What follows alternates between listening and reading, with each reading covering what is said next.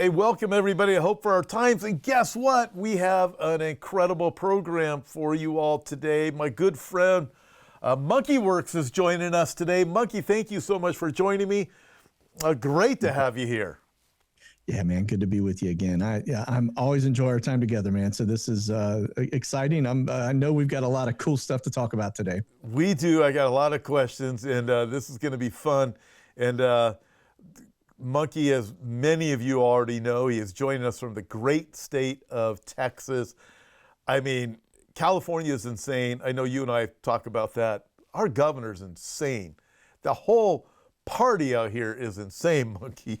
I appreciate people in Texas praying for us because it's just nuts. These people are nuts out here, just nuts. Yeah, they definitely have a unique way of handling life in general. So let's, I'm just praying that sooner or later there'll be some red traction there. It seems like you're starting to get more and more people that are conservative values and it's the big cities that are really kind of making you guys blue. Really, it's like the San Francisco's, the LA, et cetera. Those are just hotbeds, and that's where a lot of that percentage of your voting comes from because of the size of those cities. So it's unfortunate because I think when you get away from that, you have a lot of red counties out there. We do. A lot of people don't know this. You do, but a lot don't. A lot of California is farmland. It's desert and farmland. A lot of it is. And you tend to get, it just leans red when you go to people who actually work for a living. And then, so you look at LA, for example, I'm guessing it's primarily voters who don't have an ID. And that's why when Trump is pushing, hey, we got to have voter ID in California, you have all these people out here saying, we can't have that because they know. Even LA will probably flip red. But I have some great news here, and I want to hear your comments because we're watching USAID. So Pam Bondi said this back after the election. I think she'll follow through because she goes out blazing. So she wrote this, Nancy Pelosi's salary is $175,000, yet she has net worth of $200 million plus, and from California, of course. I will investigate and prosecute to the fullest extent of the law. Pam, I hope you just go for it because this is just so much wickedness, which we've suspected, but now it's being revealed. And it is great to see. It really is. And I've been pretty excited about what I have been seeing as they come through. Even you've got Kash Patel and JFK Jr. and Pam Bondi, and all of them seem to be really hitting the ground running. Some of them aren't even fully, I think, what are they confirmed yet? I think there's a couple that still are kind of hanging out there, but I know Pam is. But Pam, I think she's going to be a stand-up. I think she's salt of the earth. I think she's going to do exactly what she says. And the corruption has just been off the chain, and we know that. I mean, they are not representing us. It is just like it was in Boston Tea Party, right? Taxation without representation is what we're dealing with, and these people need to be, Nancy Pelosi is one of many. You can look at their reaction to this honeypot, which is the U.S. aid, and just, that there are a lot of them on the take. I think, in my honest opinion, I feel like this is a Uranium One scandal in the making, just like Uranium One, where we had all of these political people from around the world, but in our own country, senators and congressmen and governors, like Kate Brown, where this Uranium One piece, they were all on the take. And then you turn around and you got the State Department that was letting contracts out with all of these various countries. You have Project Pelican that took place in Cape Canaveral, and that's a 45-year lease for control of the port by a UAE company called Gulf Tanner. And then those companies or those individuals that are given money by the State Department turn around and give a percentage back to the Clinton Foundation, which is illegal as can be. You're laundering money. It's corruption. It's unethical. And so I'm hoping that, maybe Nancy Pelosi's a shot out of the cannon. And then after that, everybody starts to really unravel. But you can see by their reaction that they certainly are, one, very concerned and trying to hide something, right? It sure looks like they're trying to hide something. I saw your post, I think it was yesterday, with this whole, you have all the different people that are connected. You have John Kerry, you got everybody in here. All these different hands and faces, and they're going everywhere. And billions of dollars were even given through U.S. aid to Hamas. And, you're looking at that going, again, these aren't, I don't think for us, people who are paying attention, they're not a surprise. It's like, look, these things have been called out. We already knew about some money that was going out, and we knew things were hidden. But then you start looking at the journalism side of it. You look at Politico, you start looking at Time Magazine, you start looking at all of these, you're going, hey, wait a minute, why is CNN at every airport when nobody even watches CNN? And it's created this thought that half the United States is on board with this stuff. You find out, no. They're not. It's just being shoved down everybody's throat. And they do not have an organic movement. They have billions and billions of dollars behind shoving everything down everybody's throat. Yeah, I think most Americans had no idea about USAID. Honestly, I think a majority of Americans probably didn't know. I think we suspected, we didn't know it was USAID. We knew there's a lot of money going out to a lot of just really bad ideas and programs that I think are just, I think as we start to uncover and unravel this, I mean, for example, we knew they were sending stuff down for transvestites in Venezuela and Guatemala and animal research in China, which that's not good. All kinds of their agenda being hidden, through like gain of function money and just crazy things that we would never spend our money on. And that's, I think, where, again, you go back to Uranium One, you remember State Department giving people and individuals money, but then what percentage started going back into the accounts of our senators and congressmen? I'm willing to bet there is definitely a lot of that happening, and that's why they're raising such stink. That's exactly why they're raising such stink. You look at what the Apostle Paul says. He says, hey, the love of money is the root of all kinds of evil. Their evil is being exposed in this, and I am convinced it's all this money laundering. They're on the hook.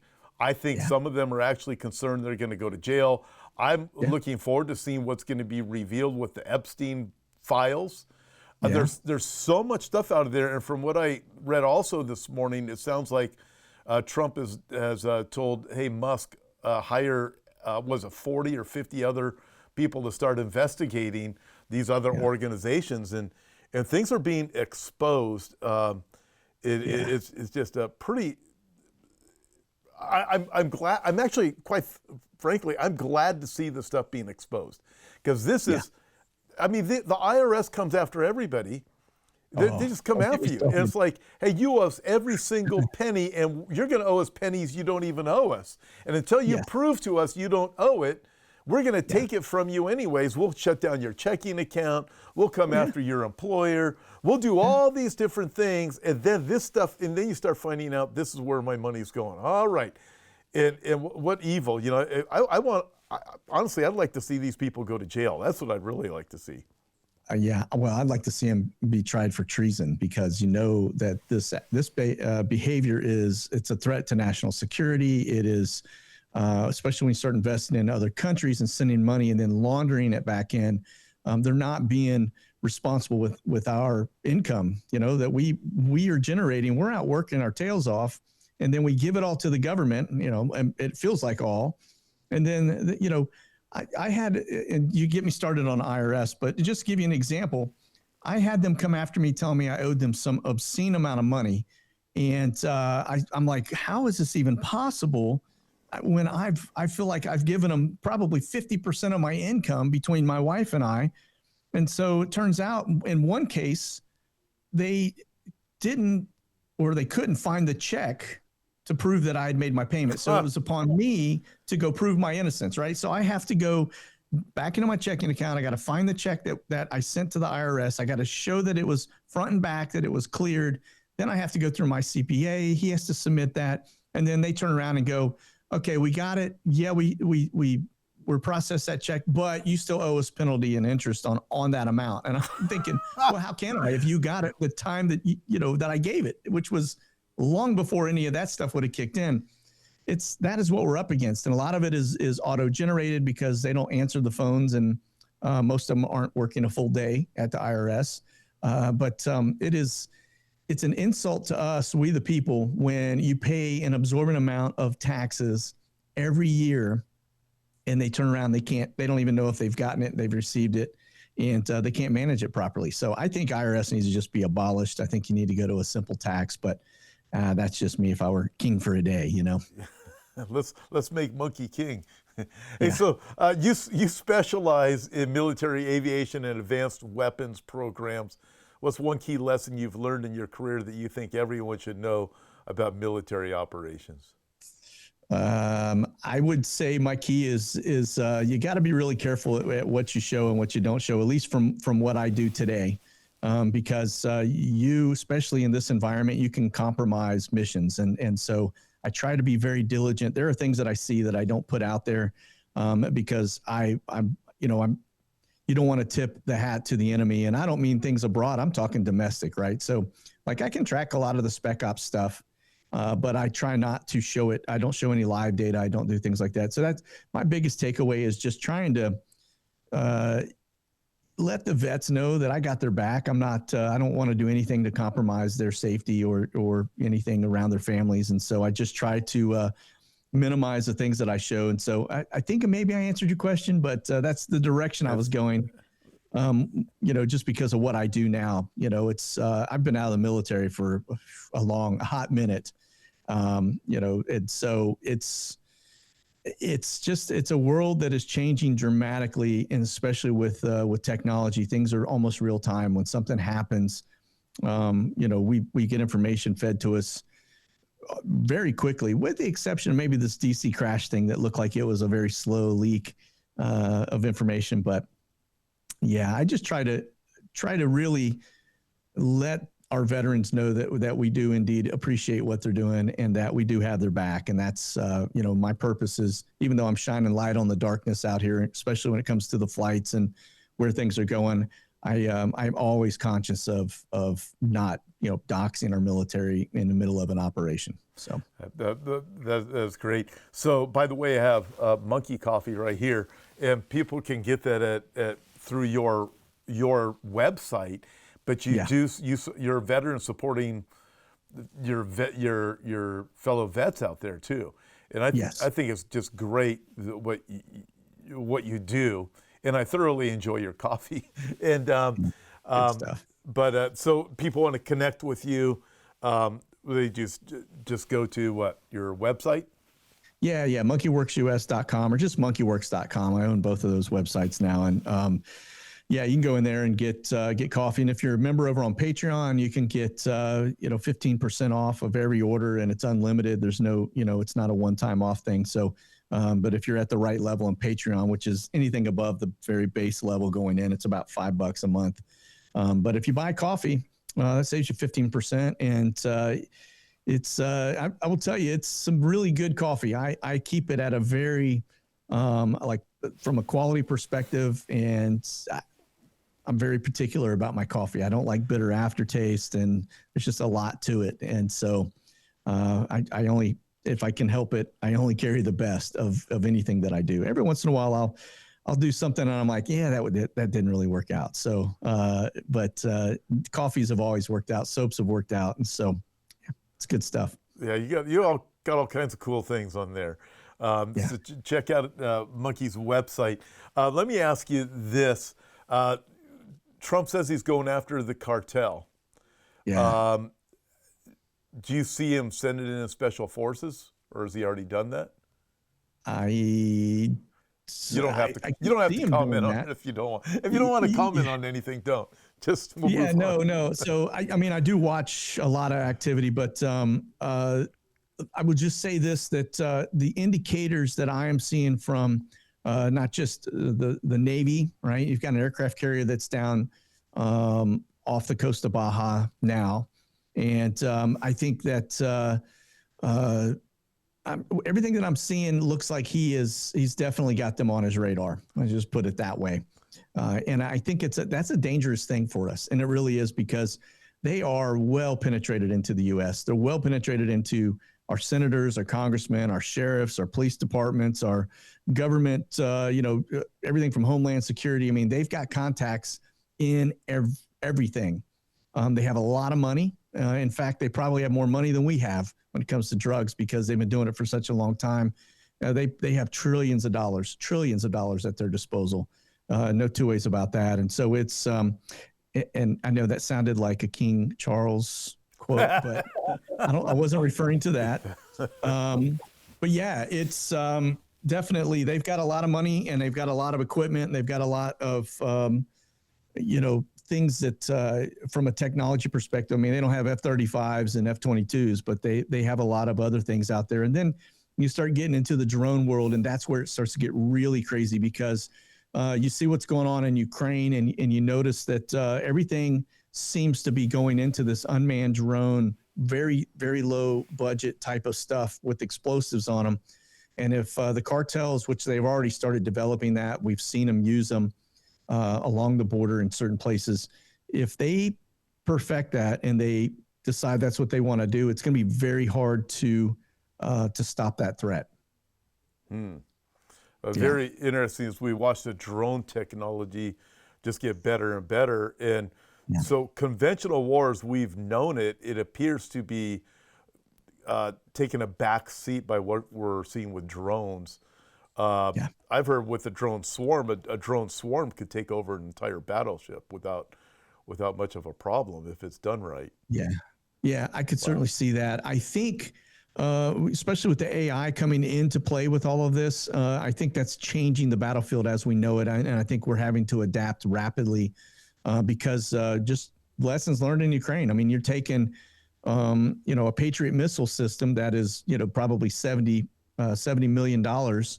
And you're turning around and taking out these, $1,200 drones that are impacting the battlefield. And so you can't do that for long when they can throw thousands of drones at you at any given point. And trying to defend against that with a system that is very dated and high dollar, it just, you're doing the quick maths and they can break you on the battlefield just by using drones and keeping it simple. So you have to get into these different types of technologies like geofencing and ways to, EMPs and jamming and things of that nature in order to stop that. And so, but with that, then you start messing around with, your communications and other equipment that may also be susceptible to that you need on the battlefield. So it's definitely going to be, I think, interesting just in the next decade, assuming we're still here, which I don't know about that. So yeah, it'd be nice to be caught up, raptured yes, before then. But exactly. but you know what? There's still a setup for this beast system, and this system is not done yet. So you wonder how much longer are we going to be here, because Antichrist doesn't actually come on the scene until this system is done. It's not going to waste any time building the system. Right. So we're definitely in a system building phase, I believe, still. As we look at things going on. So also I was watching one of your videos from last week regarding Colombia. And Colombia actually sending planes to the U.S. to get their bad people out after Trump said, okay, you don't want us to send people there? We'll hit you with 100% tariffs. And that changed Colombia quickly. It's also helped even get Justin Trudeau on board, which is rather interesting. Justin Trudeau was all talk and then start strong-arming him. It's like, okay, what can I do? But as we're watching this, and you've talked about Guantanamo Bay and immigration issues, so how do you see this going, and what kind of people are taken to Guantanamo Bay? I'm thinking it's some pretty bad people is my guess. And I'm also guessing right now that is probably the target of the administration, and Tom Homan is probably going after the worst people first. Yeah. What's scary is the thought that we were able to find them so rapidly, right? And that's because the previous administration let them in knowing their backgrounds, right? So we're able to identify them as an individual and then their location.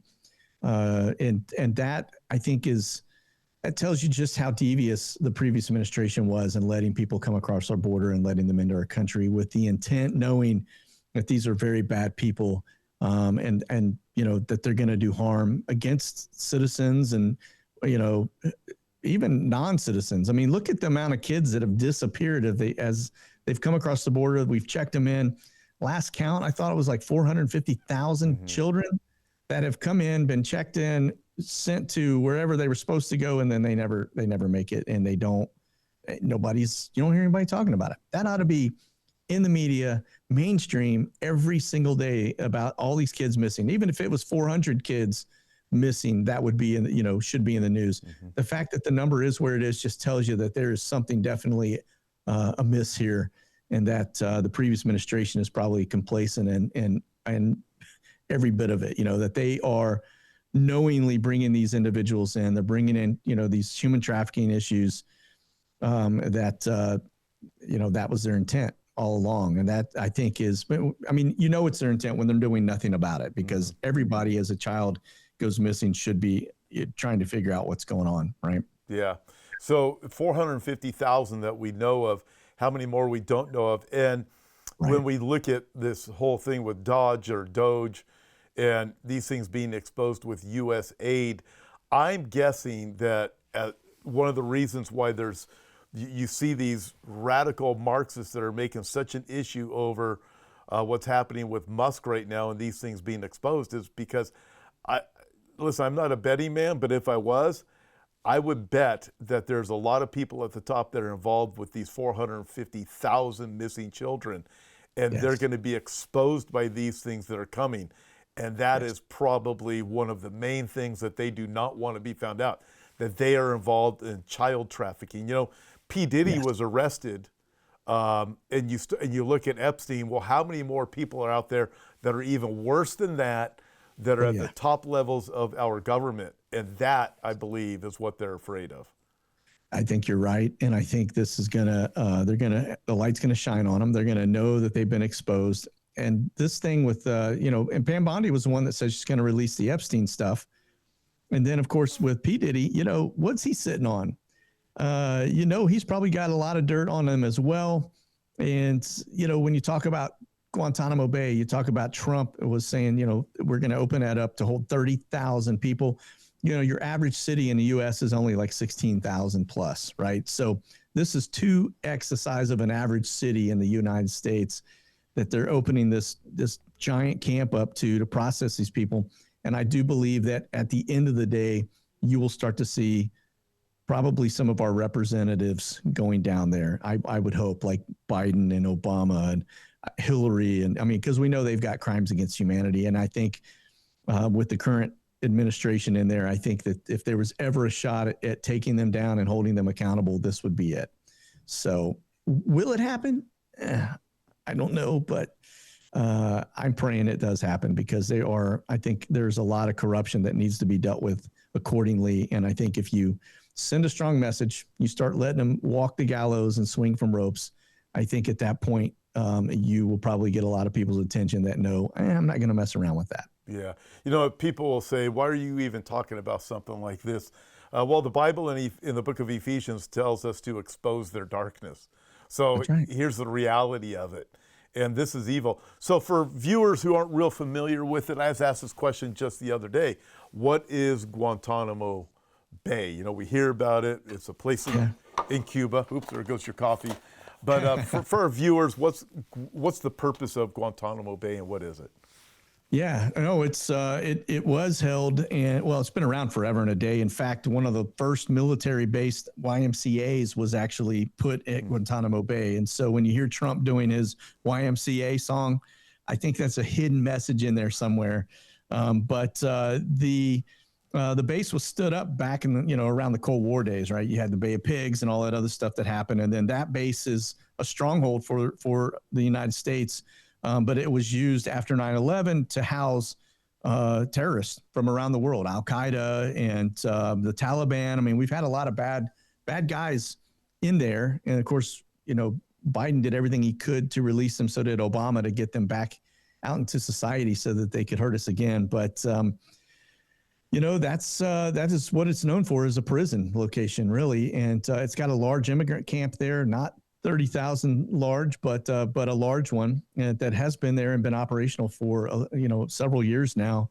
So, but I think it's a good spot, because you can put people there and take them out of reach of anybody getting to them and letting them out, right? So, and like, for example, when you had El Chapo, he was, I think, held at a max prison in, I think it was Colorado. I'm not 100%, but I think it was somewhere in Colorado. But that, you run a big risk because, like I said, the cartel's got a lot of money and a lot of resources. And so you can worry about them trying to do something to free him out of a prison here because it's domestic. But when you start surrounding it by water, it takes a different level of advance,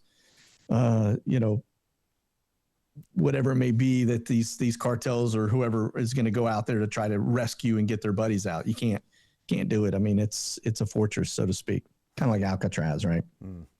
Yeah.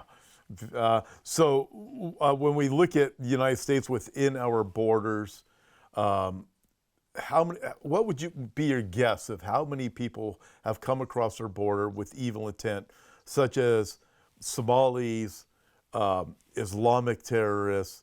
I know, we've read about these people coming across the border, being mixed in with the Mexican population that's come across the border. What would be your guess as to how many people have made it here in the Biden administration?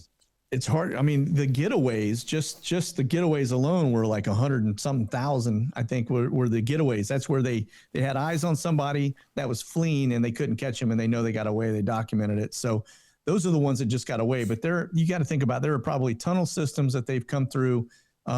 We know that Hezbollah is working very closely with the cartels down in Mexico. And so if I was a betting man, I'd say it's probably tens of thousands of people in our country that are related in some way, shape, or form to terrorism, or and that number is probably higher when it comes to cartels. I think that we are overrun, and I think we're at a very vulnerable point that has probably not been fully communicated to the people here in the United States. Yeah, no kidding. A couple of things you've talked about recently, the Black Hawk helicopter crash, you mentioned it a few minutes ago, and also Nephilim. I want to ask you about the Nephilim in a minute, but your thoughts on this helicopter crash, the American Airlines plane. I watched your videos on it, and you look at it. The story has gone away, by the way. I mean, it's completely disappeared. But what do you think it was? Now as we look back a couple of weeks, any idea yet? Or I would say this: it's very fishy, the way it was handled and the way the data came out or didn't come out. And I say that because, you think back at just around the new year, we had two terrorist attacks that happened here on U.S. soil. One was a U.S. Army soldier, both of them out of Fort Bragg. Both of them used the same rental car companies. You had one event in New Orleans where he ran people over, and he had the ISIS flag on the back. And you had another guy that was out of the SF community in a cyber truck, which is the most hideous looking thing I've ever seen in my life. But he pulls that up in front of a Trump building. I think that was to get somebody's attention, just because now you've got two individuals that have been at the same base training locations, Fort Bragg, and using the same rental cars, right? So Army's got a little bit of egg on their face. And their chain of command hasn't really ever, kind of addressed what was going on there. There's a lot of speculation that maybe there was some MK Ultra or something strange happening with all of that. But when you start talking about now another Army instance, right? This time it took out an airplane with 64 people on board. That helicopter, if I went into the database up until after the accident, it was not in the master database. And this master database it's over 500,000 deep. Every aircraft that is put into service with an N number or the hex code gets loaded into this master database. When that event happened, and I tried to find, and if you're not familiar with the hex code is basically like your thumbprint, right? It's like it's a unique identifier for that particular aircraft. Now, there are certain aircraft out there that can have a rolling hex code, but those are very rare, and they're used by agencies, right? The Navy P-8 is an example of one that can do that. And I think Air Force One has the ability to do that, probably the doomsday stuff. So they can fly as a 747 and be showing as a Gulfstream, right? Because they can change their transponders. They can do a lot of different things. So when it comes to the Army, this third instance, I think they were very slow to even address what happened. They knew who was on board the minute it happened, right? That base has a flight log. They know exactly who's been assigned to that aircraft and when it left, where it was going, right? So that piece of it is where it gets really interesting, because it wasn't in the database until after the crash. So they went in and loaded it. Now I ran, I wanted to get like a 30-day snapshot. Okay, now it's in the database. Let me see if it pulls up any flight data.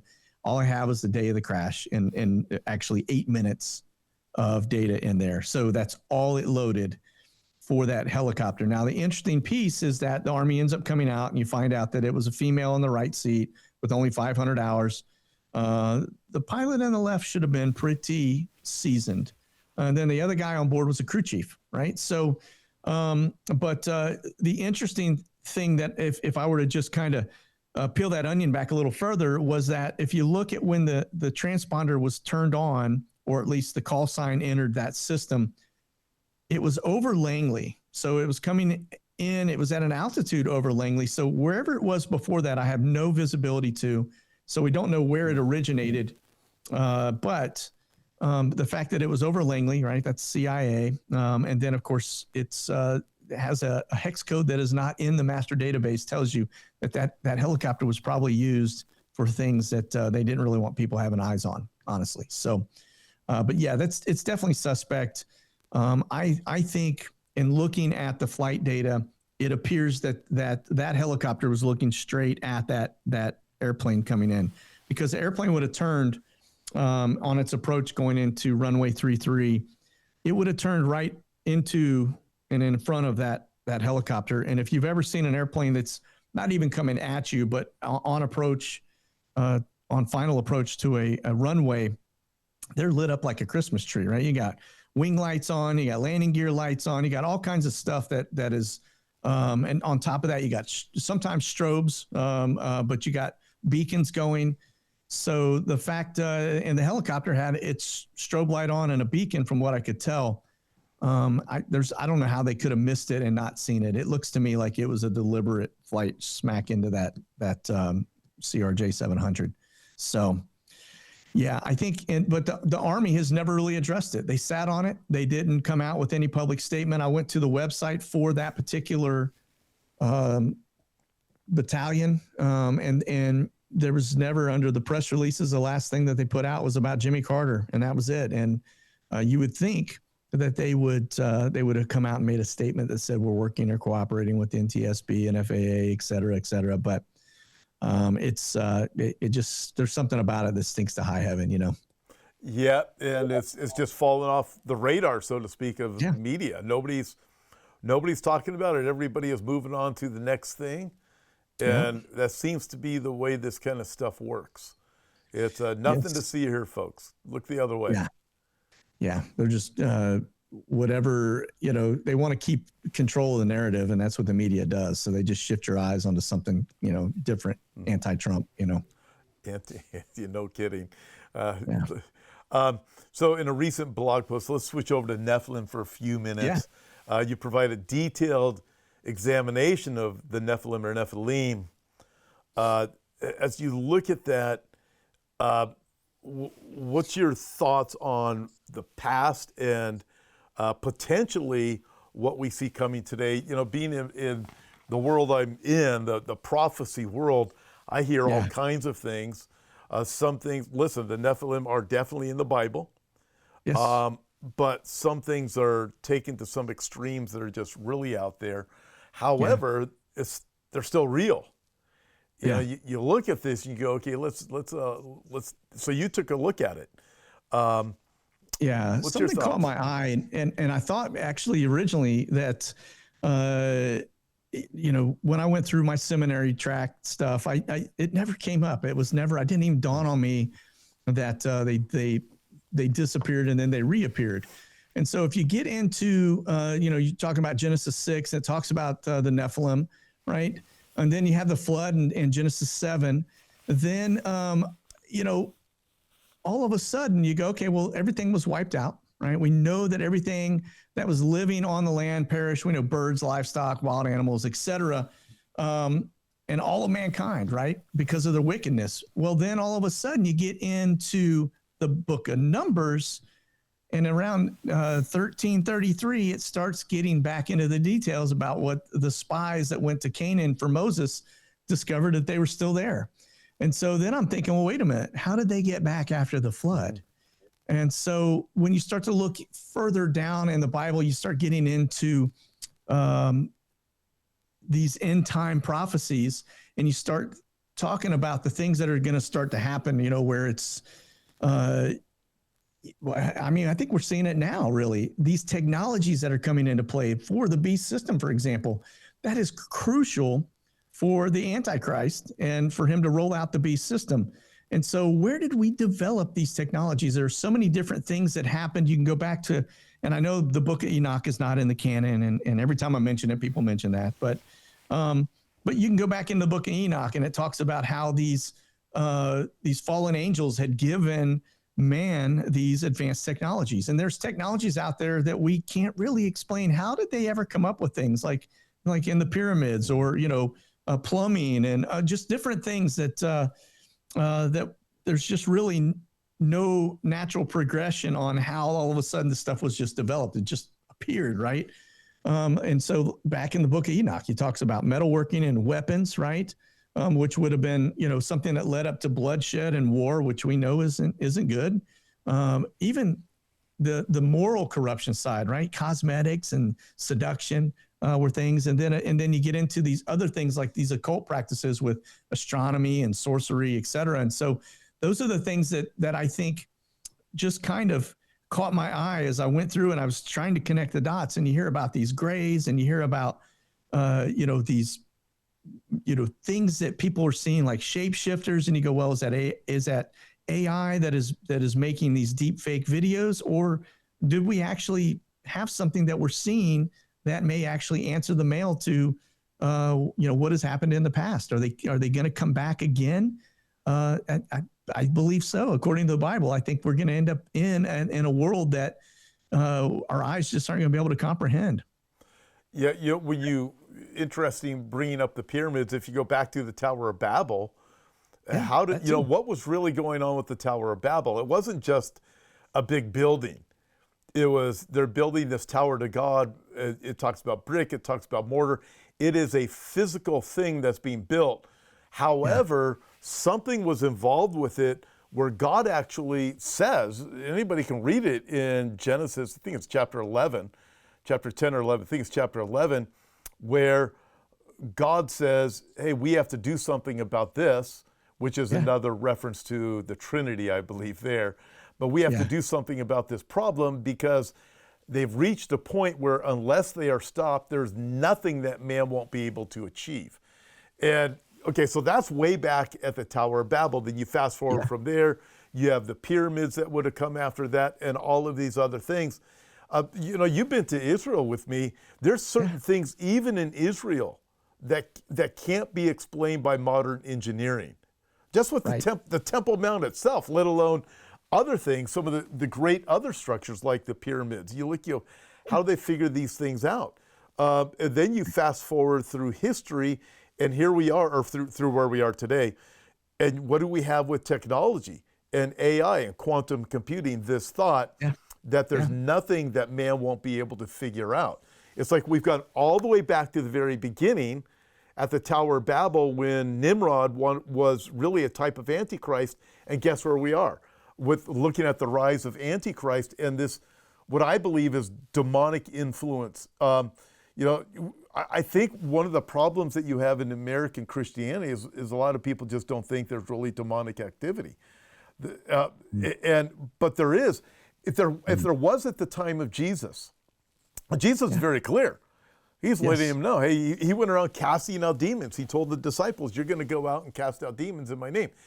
Did all of a sudden there's just all demonic activity stop for the last 2,000 years? No. In fact, if you go to Haiti, you go to these other countries, There's a lot of demonic activity that goes on. I believe here in the United States, we've been opened up to it because of the turn from God that has taken place. We've opened up portals all over the place. And then you start, I mean, you listen to people up in Silicon Valley. I know you've heard these conversations more than I have, but they'll say, well, how did you figure out how to do this with certain AI things? Well, I just went into a trance, and these things started being downloaded into my mind while I was in this trance. And when I came out of it, I knew exactly what I needed to do. A Burning Man, the people who go to Burning Man, they'll tell you, hey, it's all about these tech gurus that go out there with this demonic stuff that's taking place. So we're on the verge of seeing an explosion of this. And I think for people who are paying attention, look, this is what's happening, but I believe it is demonic that's taking place. Yeah, 100%. And you look at CERN and you look at all of the drones and how there's these things that we're capturing on video that look like shapeshifters. And, you have to, you stop and wonder, okay, there has been talk about, well, we've had these grays they're advanced, highly advanced. And I mean, I've never seen one, but I'm just saying, in my opinion, people say, well, they're aliens. I think they're demons. And I think that there are these fallen angels that are basically working with these governments to bring their technologies in to usher the stuff in needed for that Antichrist and that final game that's going to come into play. And I think we're making, especially with the AI piece, we are making strides in terms of how quickly technology is advancing and the things that the AI is now solving for us that we couldn't do it before because we just didn't have the mindset to do it. But you've got all these supercomputers. I mean, look at F-35. That's a flying supercomputer. And it's just a matter of time before all of this stuff goes to where AI is controlling all of it. You won't have the need for soldiers because these things will go out. It's like Terminator that can, on the battlefield. And so, but yeah, I think governments and probably the United States government somewhere like Area 51 or China Lake or something has some underground bunker that they're probably working with, these grays that are giving them these advances in technology that nobody can explain.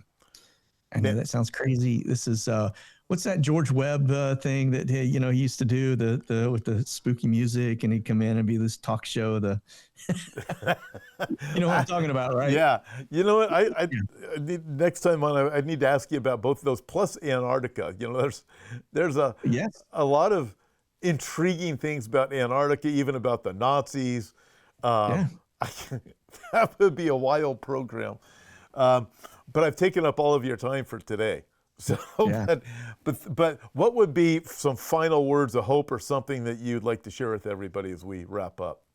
Man, I would just tell people, look, we have been given just a brief period of grace by God, and it's an opportunity for us as Christians to shine. We need to stay prayed up, and we need to just pray for that discernment, because the Bible tells us even the elect will be fooled, and so that discernment is going to be key, because there's going to be a lot of things thrown at us. There's going to be a lot of misinformation, fake videos, and all kinds of different things that are going to be headed our way, and we need to be in lockstep with God and what His plan is, and not be fooled by it. Yeah, amen. Last thing, how can people connect with you again? Man, YouTube, and if you want to jump over to Patreon, I still do my Monkey Minute, and I do some under the radar stuff over the weekends. It's kind of a light sit rep. So Patreon's really the area that is where we've got a really amazing community going on. But yeah, you can get me at YouTube. I'm on Instagram, and I think my son runs the Facebook stuff for me. But yeah, that's how or just go to my website, monkeywerx.com. Very cool. Thanks for joining me, Monkey. And thank you, everybody, for joining us. God bless you all. See you back here tomorrow.